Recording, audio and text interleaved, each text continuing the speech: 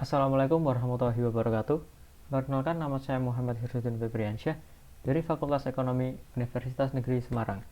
Di sini saya akan menjelaskan tentang sistem informasi manajemen di bab ketiga, yaitu menggunakan teknologi informasi dalam menjalankan perdagangan elektronik atau e-commerce. Yang pertama ada perdagangan elektronik atau electronic commerce. Apa sih perdagangan elektronik itu? Perdagangan elektronik adalah penyebaran, pembelian, penjualan, pemasaran barang dan jasa melalui sistem elektronik seperti internet atau televisi, www, ataupun jaringan komputer lainnya. E-commerce dapat melibatkan transfer dana elektronik, pertukaran data elektronik, sistem manajemen inventory otomatis, dan sistem pengumpulan data otomatis. E-commerce merupakan bagian dari e-business, di mana cakupan e-business lebih luas, tidak hanya sekedar perniagaan, tapi mencakup juga pengkolaborasian mitra bisnis, pelayanan nasabah, dan lowongan pekerjaan. Terus ada e-commerce luar batas perusahaan. Ada dua, yaitu e-commerce bisnis ke konsumen dan e-commerce bisnis ke bisnis. E-commerce bisnis ke konsumen atau B2C mengacu pada transaksi-transaksi yang terjadi antara sebuah bisnis dan konsumen akhir produk. Sedangkan B2B mengacu pada akhir transaksi akhir bisnis, di mana tidak ada pihak yang menjadi konsumen akhir, melibatkan orang-orang yang relatif sedikit dan pihak yang terlibat sangatlah terlatih dalam penggunaan sistem informasi dan mengenal proses bisnis.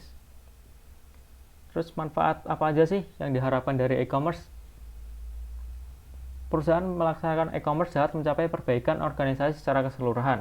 Perbaikan ini diharapkan merupakan hasil dari 3 manfaat utama. Yang pertama ada perbaikan layanan pelanggan sebelum, selama, dan setelah penjualan. Yang kedua ada perbaikan hubungan antara pemasok dan komunitas keuangan. Dan yang ketiga ada peningkatan imbal hasil ekonomis atas pemegang saham dan investasi pemilik. Kendala-kendala e-commerce. Perusahaan yang telah mengimplementasikan sistem penggunanya, terutama untuk melakukan transaksi, ketika ditanyakan mengenai alasan dari hati ke hatinya, perusahaan menyebutkan 3 kendala dengan urutan sebagai berikut. Yang pertama ada biaya yang tinggi, kekhawatiran akan masalah keamanan, dan peranti lunak yang belum mapan dan belum tersedia. Ruang lingkup e-commerce. E-commerce telah mencapai tingkat pertumbuhan tahunan lebih dari 15% tiap tahunnya selama 5 tahun terakhir. Tingkat pertumbuhan ini dapat mengalami perlambatan pada waktu tertentu, tetapi kemungkinan akan terus berlanjut selama beberapa tahun mendatang. Jumlah dampak perekonomian akan bervariasi dari satu industri ke industri lain. Kurang lebih 94% e-commerce adalah B2B dan menyisakan 6% untuk B2C. Jalan menuju e-commerce. Rencana bisnis strategis akan membakukan komitmen untuk menggunakan e-commerce guna meraih keunggulan kompetitif. Perusahaan pertama-tama harus memperoleh kecerdasan bisnis, sehingga perusahaan tersebut dapat memahami berbagai peranan potensial yang akan dimainkan oleh masing-masing unsur lingkungan. Intelijensi bisnis atau business intelligence. Business intelligence adalah aktivitas pengumpulan informasi mengenai unsur-unsur di dalam lingkungan yang berinteraksi dengan perusahaan. Di sini ada basis data eksternal. Basis data eksternal seperti apa sih? Perusahaan menggunakan berbagai basis data ini untuk mendapatkan kecerdasan berbisnis, karena ia lebih cepat dan lebih murah daripada meneliti berbagai jenis sumber informasi. Terus ada mesin pencari. Suatu mesin pencari adalah program komputer khusus yang menanyakan suatu kata-kata atau kelompok kata kepada pengguna untuk dicari. Strategi e-commerce dan sistem interorganisasional. Masalah dalam menentukan strategi e-commerce yang terbaik memiliki beberapa kemungkinan solusi. Namun, strategi yang paling baik atau paling sering disebut-sebut sebagai strategi di mana unsur-unsur yang ada dikaitkan dengan transmisi data elektronik. Sistem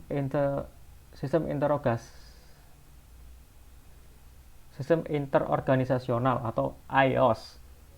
Sebuah perusahaan dapat membuat hubungan elektronik dengan perusahaan lain untuk menciptakan suatu sistem interorganisasional, sehingga semua perusahaan bekerja sama sebagai suatu unit yang terkoordinasi, meraih manfaat yang tidak dapat diraih sendiri oleh setiap perusahaan. Strategi yang paling sering disebut adalah strategi di mana unsur-unsur yang ada dikaitkan dengan transmisi dan elektronik. Nama yang diberikan untuk strategi ini adalah IOS atau Sistem Interorganisasional.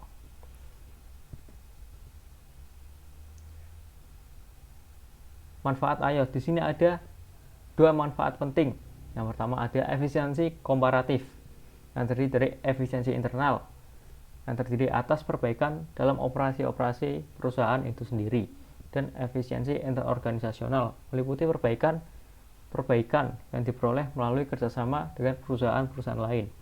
Yang kedua ada kekuatan penawaran. Di sini ada fitur-fitur produk yang unik, menurunkan biaya-biaya yang berhubungan dengan penelitian, dan meningkatkan biaya pindahan. Electronic Data Interchange atau EDI. EDI terdiri atas transmisi data langsung ke komputer dalam suatu format struktur yang dapat dibaca oleh mesin.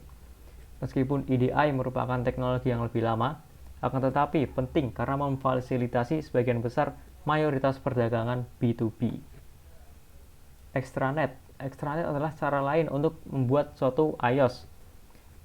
Cara ini memungkinkan dibaginya informasi berbasis komputer yang sensitif dengan perusahaan lain dengan menggunakan teknologi informasi yang pada umumnya dihubungkan dengan internet. Perusahaan menggunakan extranet melalui kolaborasi dengan pemasok-pemasok dan pelanggan-pelanggan besar yang telah dipercaya. Selanjutnya ada sekutu-sekutu bisnis proaktif dan reaktif. Sponsor iOS pada umumnya mengambil pendekatan proaktif, merangsang minat akan iOS dan mendorong partisipasi di dalam jaringan. Pada partisipan pada umumnya merespon dengan cara yang reaktif, menerima atau menolak penawaran sponsor untuk menerapkan iOS. Terus pengaruh penerapannya. Yang pertama ada tekanan kompetitif. Ketika perusahaan berada dalam suatu posisi yang buruk terhadap para pesaingnya, atau ketika asosiasi industri atau perdagangan memberikan tekanan yang kuat, perusahaan akan menerapkan iOS seperti ID dengan cara yang reaktif. Kemudian dia penggunaan kekuasaan, kebutuhan internal, dan dukungan manajemen puncak.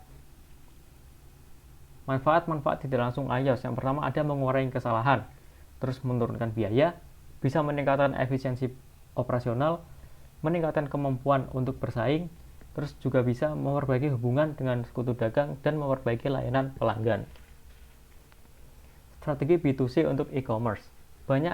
Semakin banyaknya jumlah produk dan jasa yang tersedia untuk pengiriman digital dan semakin banyaknya pelanggan yang mampu mengatasi keanggaran mereka untuk melakukan pembelian menggunakan web. Kecepatan komunikasi yang lebih cepat dari komputer-komputer rumahan juga telah membuat pengiriman produk-produk digital menjadi lebih praktis. Terus langkah e-commerce berikutnya seperti apa sih? Yang pertama ada perdagangan bergerak. Perdagangan bergerak adalah penggunaan telepon seluler atau asisten digital pribadi untuk melakukan e-commerce nirkabel atau nirkabel berkelas bisnis di semua tempat. Terus ada cyberspace dan superhighway informasi. Istilah cyberspace diperkenalkan pada tahun 1984 untuk menggambarkan suatu masyarakat yang telah menjadi budak teknologi. Superhighway digunakan dalam konteks yang sama, tapi tidak ada suatu kesepakatan penuh mengenai dampak akhirnya pada masyarakat. Dampak internet pada bisnis di masa mendatang. E-commerce B2B nampaknya tidak berdampak pada pelanggan, tetapi harga yang lebih rendah dan pelayanan yang lebih baik yang dimungkinkan oleh B2B adalah hal yang membuat organisasi bisnis lebih kompetitif. Terus yang kedua, akan terjadi lonjakan pengguna e-commerce dikarenakan setiap waktu jaringan akan lebih memadai dan lebih cepat. Oke, terima kasih. Itu saja yang bisa saya sampaikan, kurang lebihnya mohon maaf. Wassalamualaikum warahmatullahi wabarakatuh.